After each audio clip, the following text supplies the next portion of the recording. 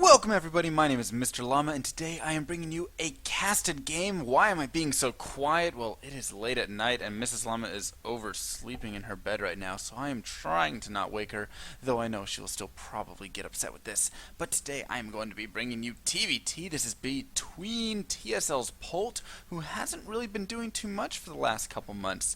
Probably like 3 to 4 months, I'd say. He used to be really big. I mean, he used to have that giant rival with Stefano, and it was all crazy and stuff. And I think it was like 16 to 15 in his favor. I actually do believe at the end of like their whole rivalry and stuff. And it was really good games between the two of them.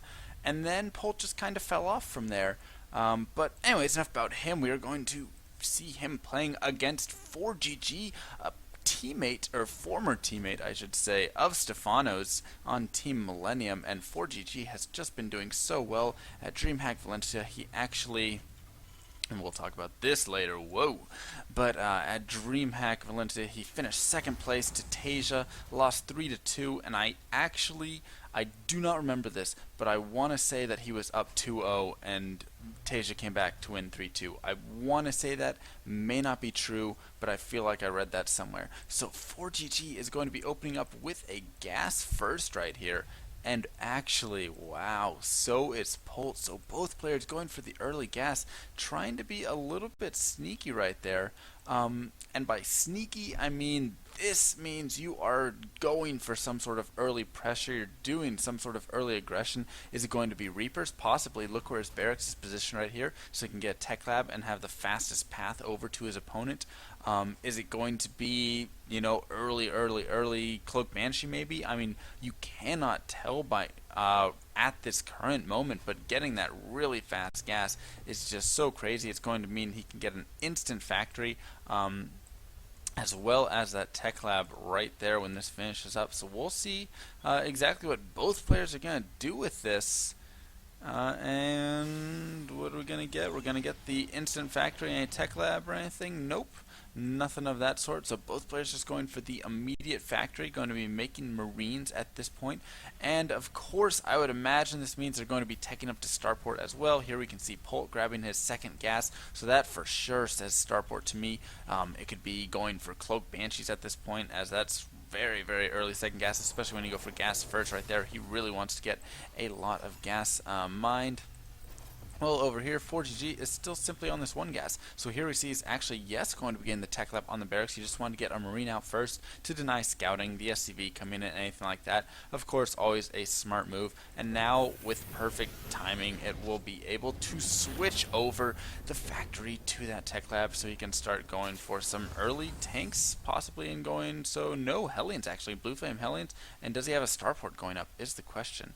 I don't think he has the gas for a Starport. No, he does not. He simply has 25 gas. So this is the problem with only going for the one gas, is you won't be able to get anything additionally beyond that. Of course, that's not exactly a problem, because this is exactly what he's planning for. He's going to be going for some fast Hellions into the Blue Flame and then expanding behind it. Very interesting. But it looks like he'll be doing a Marine Blue Flame Hellion push in the other side of the map, in the other base of Polt. We do see he's going for those Banshees, and he is getting Cloak right there, so getting that double gas, as I said, allowing him to get Cloak.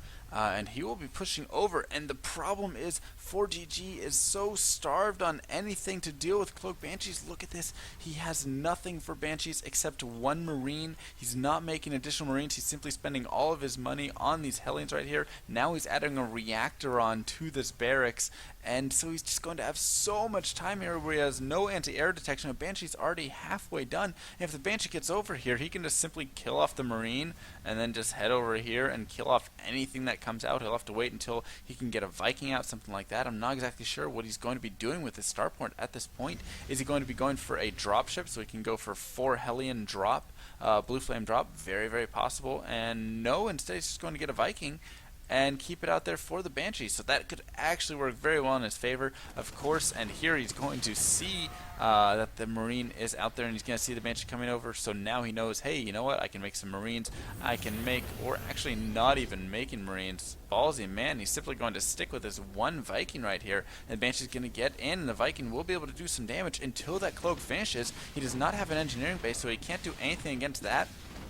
And here we see the Vikings out. Cloak is ready though, and so he's simply going to have to wait and drop a scan. And is he going to be able to kill it off? It doesn't look like it. It looks like Polt is able to escape from there, and another scan is forced to be wasted. You have to remember that we do have two command centers right here, but that is so many minerals right there. That's 540 minerals that were just wasted to kill off one Banshee, and now we're going to be seeing this Banshee over here heading over into the main, and he simply has this one Viking. This has Cloak. He doesn't have enough energy to scan yet on either of these command centers. He might just have enough when he gets over there, and in the meantime we have some Blue Flame Hellions trying to do some damage to the supply depot right here. There are only Marines to defend, and Blue Flame Hellions are great against Marines, but if Polt can spread across, he'll be in such a great position. Here we see the Banshee over there starting to do some more damage, picking off a lot of SCVs. 3 kills already, getting a 4th and tacking on a 5th. Also going to be moving out of that scan area, and now a Raven has been produced for